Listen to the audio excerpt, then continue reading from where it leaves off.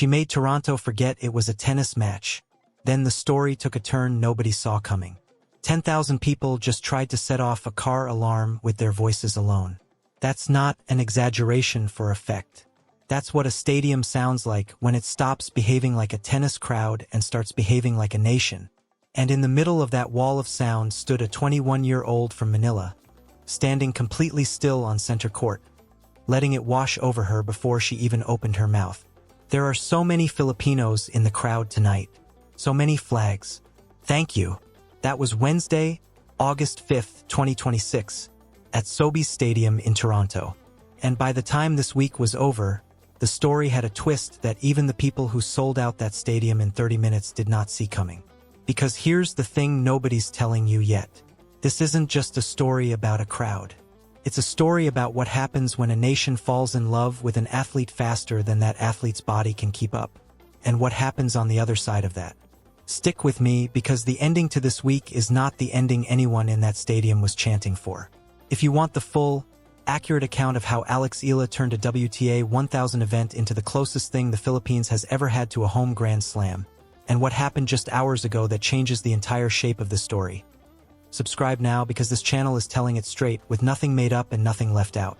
Let's rewind because to understand Wednesday night, you have to understand the 72 hours before it. Alexandra Eala flew into Toronto barely 48 hours after the biggest win of her career. On August 3rd, she beat American Jessica Pegula in the final of the Mubadala DC Open in Washington, her first ever WTA singles title, and the first WTA title ever won by a Filipino tennis player, man or woman. That win pushed her to a career-high world number 20. She didn't get a week to celebrate. She got a flight to Canada. And Toronto, of all cities, was never going to greet her quietly. Nearly 1 in 3 Filipino Canadians live in the Greater Toronto Area. Roughly 272,000 people in a national Filipino-Canadian population of just under 1 million, according to Statistics Canada's own 2021 census. So when tournament organizers announced that Eala's second-round match would be a Wednesday night session on center court, they weren't just scheduling a tennis match. They were lighting a fuse. The tickets sold out in 30 minutes. Tournament director Carl Hale, a man who has run this event for 2 decades, said it changed how he thinks about scheduling entirely. We can't put her on the grandstand court. She probably sold upwards of 5,000 tickets on her own, he told reporters. It's the first time I've ever heard of a tournament, halfway through the event, add a food item just because of one player. That's not a throwaway line. That actually happened. Concession stands at Sobeys Stadium started serving Filipino chicken adobo alongside the usual tournament food, specifically because of the volume of Filipino fans pouring through the gates. Nobody at the WTA ordered that. Vendors just looked at who was walking in and adjusted. But here's what makes this whole thing land so hard. This crowd didn't appear out of nowhere. It had been building for months, and tennis kept getting caught flat-footed by it. Go back to January, the Australian Open. Eala's main draw debut in Melbourne drew hundreds of fans pouring into the grounds, queues stretching back toward Rod Laver Arena, all in a city with a sizable Filipino community. She lost that match to American Alycia Parks in 3 sets, 6-love, 3-6, 2-6. The result didn't matter to the people in the stands. They came anyway and they stayed anyway. Then in February, the Qatar Open in Doha. Eala went out in the first round, beaten in straight sets by 18-year-old Czech player Tereza Valentova, 7-6, 6-1. Afterward, Eala posted a message to her fans in Tagalog, thanking them for showing up despite the loss. The pattern was already obvious by then. Results up, results down, the crowd showed up anyway. Tennis, as an industry, just hadn't figured out what to do with that yet. Toronto is what happens when a tournament finally catches up to the demand instead of chasing it. So picture the scene on Wednesday night. Philippine flags draped over every railing on the concourse, the way countries drape them during a World Cup. Homemade signs in Tagalog pressed against the barriers. A fan in a blue dinosaur costume, wrapped in a Philippine flag, dancing through every changeover. And when Eala walked onto center court, the in-stadium announcer was completely drowned out by 10,000 people chanting her name. On the other side of the net stood the same player who'd beaten her in Melbourne 7 months earlier, Alycia Parks. Same opponent, completely different atmosphere. This was not a side court in front of a scattered crowd. This was the loudest room either of them had ever played in. The scoreline: 6-1, 4-6, 6-2. 1 hour, 51 minutes. Parks stole the second set, but Eala broke back early in the third and never let the momentum leave the building. When it ended, Carl Hale, 20 years into this job, said something he claims he's never said before in his career. "I have never seen such an incredible, alive, enthusiastic, passionate crowd. Alex is an absolute blessing to the sport. 20 years running one of the biggest tournaments in Canada, and that's the first time he said those words out loud on the record about anyone." Now here's where the story could have just been a nice underdog tale about a great crowd and a good win. But it didn't stop there, because the next 48 hours brought both the highest praise of Eala's career and the beginning of the ending nobody in that stadium wanted. Thursday night, Eala paired up with Venus Williams for doubles, resuming a partnership the two had started earlier this year in Germany. They lost 4-6, 3-6 to Miyu Kato and Ludmila Samsonova. A real defeat, no hiding behind a scoreline.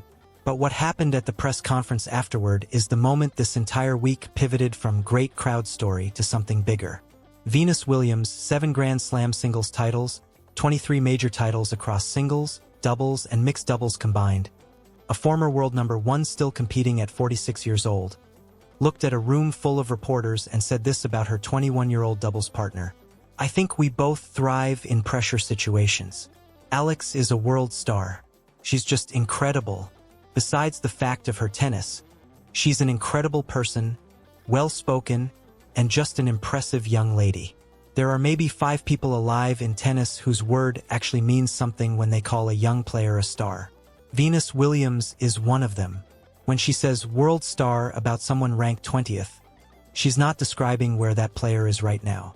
She's describing where she thinks the ceiling is, and telling the entire sport that ceiling is a lot higher than the ranking suggests." Venus even joked afterward that Eala should complete the set and play doubles with her sister Serena one day. That's a torch being passed with the cameras rolling in real time. Coco Gauff, who was also competing in Toronto that week, put the bigger picture into words at her own press conference. "It's great that one player can bridge the gap between a sport and a nation that hadn't had that representation before." Naomi Osaka said something similar after her own match that same night, calling what Eala had built a new community that was good for the tournament and good for women's tennis as a whole. So by Friday, the story had every ingredient of a fairy tale. A maiden title 6 days earlier, a sold-out stadium in 30 minutes, a tennis legend calling her a world star. And on Friday night, Eala went back out to try to extend it. She faced American Caty McNally, fresh off her own upset win over Wimbledon champion Linda Noskova, in front of another packed, flag-waving center court. It was not clean. Eala took the first set 6-3, then rolled her ankle in the 5th game of the second set and needed a medical timeout to have it taped. She fought to 5-4, serving for the match, and McNally ripped off 3 straight games to steal the set 7-5 and force a decider. In the third, Eala broke immediately, built a cushion, and held on through a tense finish to close it out 6-4. 2 hours and 39 minutes. Her 7th straight win. The longest winning streak of her career. "I think I survived that one," Eala said afterward. "It was so tough.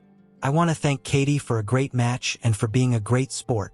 7 straight wins. A maiden WTA title. A sold-out WTA 1000 stadium. Venus Williams calling her a world star.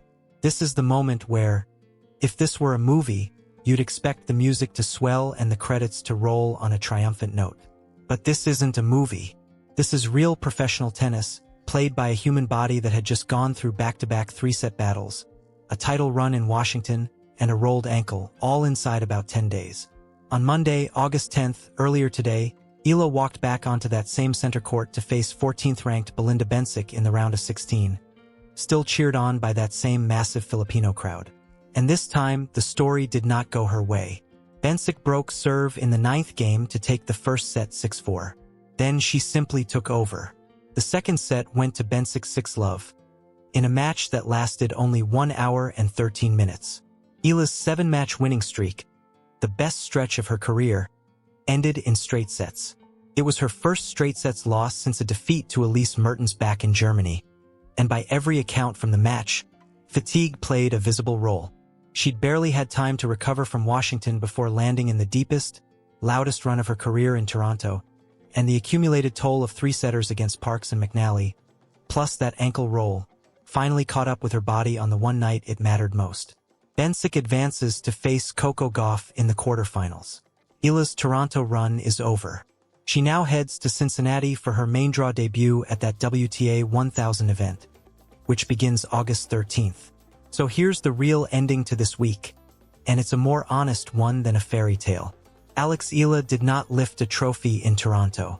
What she did was turn a Wednesday night that historically sells the fewest tickets on the entire tennis calendar into a sellout in 30 minutes.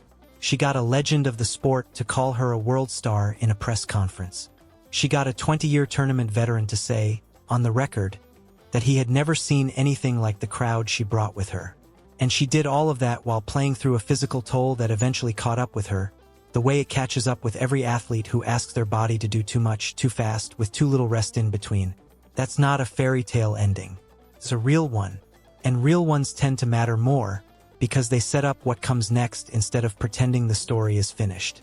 The US Open is 2 weeks away, at Flushing Meadows, sitting inside Queens, home to one of the largest Filipino populations in the United States. If a Wednesday night in Toronto could sell out in half an hour, it's worth asking what a Filipino sports phenomenon walking into New York looks like on an even bigger stage, with a body that's had 2 more weeks to recover. That's the real cliffhanger here. Not whether she can win a trophy on adrenaline and crowd noise alone. We now know that has a limit. The real question is whether a healthier, rested Alex Eala, walking into Flushing Meadows with a Grand Slam crowd behind her, can go further than she did in Toronto. Drop your prediction for how far she goes at Cincinnati and the US Open in the comments. And if you want the real story told accurately, every time the saga has its next chapter.